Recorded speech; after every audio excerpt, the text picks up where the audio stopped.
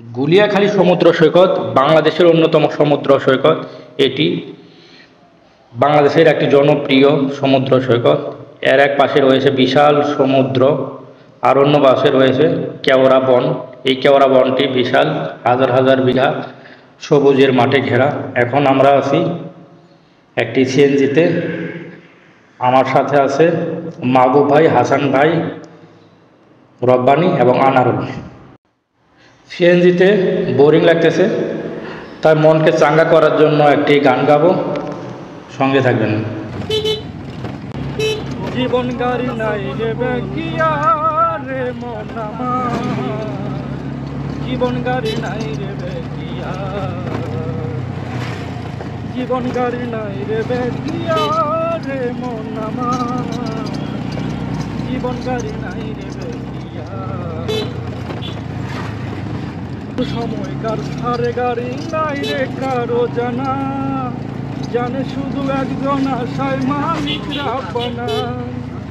যেজন চড়ে ওই গাড়িতে ফিরে নাই আর সে বাড়িতে, যেজন চড়ে ওই গাড়িতে ফিরে নাই আর সে বাড়িতে।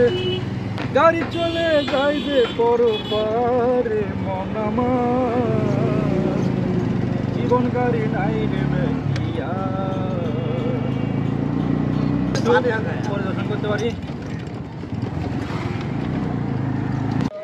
এইমাত্র আমরা গুলিয়াখালী সি বিচে এসে পৌঁছলাম। তো বন্ধুরা সঙ্গে থাকবেন, আমি আপনাদের ঘুরে ঘুরে দেখানোর চেষ্টা করব।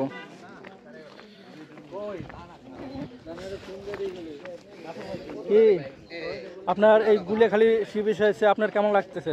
আলহামদুলিল্লাহ, অনেক ভালো লাগতেছে সিনারিটা, কিন্তু আরো একটু ভালো লাগতো যদি পানি থাকতো, আরো ভালো লাগতো। হ্যাঁ ইনশাল্লাহ। আমরা যে টাইমে আছি এখন পানি নাই, তাছাড়া এখন দুপুর 12টা বাজে, রোদের টাইম। তারপরও আমি আপনাদের ঘুরে ঘুরে দেখানোর চেষ্টা করব, তো সঙ্গে থাকুন ইনশাল্লাহ। ইনশাল্লাহ। সেই দুর্গম পথ, এখন কোনো পানি নাই, নৌকাগুলো এমনি শুকনায় পড়ে আছে। এই যে দেখতে পাচ্ছেন খাল। এখন আমরা যে টাইমে আছি সেটা হলো দুপুরের টাইম। বিকালের টাইমে এখানে মূলত জোয়ার আসে। আর সামনে দেখতে পাচ্ছেন একটা ব্যানার, এই ব্যানারে মেহেদি হাসানের নাম্বার দেওয়া আছে। আপনারা এখানে ক্যাম্পিং করতে পারবেন এবং রেস্টুরেন্ট বুকিং নিতে পারবেন। খাওয়া দাওয়ার জন্য এখানে সুব্যবস্থা আছে। দেখতে পাচ্ছেন এই গর্তগুলা জোয়ারের টাইমে কানায় কানায় পানি পরিপূর্ণ হয়ে যাবে, তখন অনেকটা সুন্দর লাগবে। দুপুরের টাইম আমরা এখানে অনেকক্ষণ অপেক্ষা করব। দেখতে পাচ্ছেন আমাদের সম্মুখেই কতগুলো লোক ভিড় জমাচ্ছে। সম্ভবত এখানে একটা কচ্ছপ ধরা পড়েছে।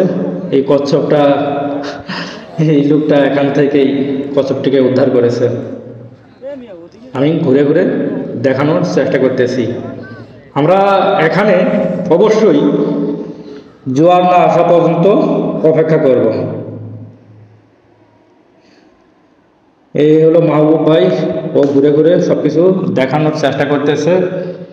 দেখতে পাচ্ছেন সেই বিশাল এলাকা জুড়ে সবুজের সমারোহ, হাজার হাজার বিঘা বিস্তৃত এই গুলিয়াখালী সি বিচ।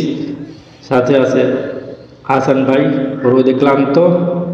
সবাই এখানে অপেক্ষা করতেছে কখন জোয়ার আসবে। জোয়ারের পানিতেই অনেক মজা হয়। আর এখানে অবশ্যই আপনারা যখন জোয়ার আসবে তখন আপনারা খুব সাবধান অবলম্বন করবেন, কারণ কেওড়া গাছের যে শিখর, শাখা প্রশাখা, এগুলা পার সাথে লেগে অনেকটা আপনারা বিপদের সম্মুখীন হতে পারেন, আঘাত হানতে পারেন। অল্প কিছুক্ষণের মধ্যেই আমাদের বিকালে আমরা এখানে অপেক্ষা করতেছি। বিকালের টাইমে এখানে জোয়ার আসবে। দেখছেন ভাটায় এগুলা খালি পড়ে আছে, এগুলা যখন জোয়ার আসবে সেগুলা সব কানায় কানায় পানি পরিপূর্ণ হয়ে যাবে। এখন এই যে জোয়ার এসেছে, জোয়ার আসাতে গর্তগুলো সেই ভরাট হয়ে গেছে। দেখতে পাচ্ছেন এইদিকে পরিপূর্ণ জোয়ার এসেছে, একদম সেই সুন্দর ভালো লাগার একটা মুহূর্ত।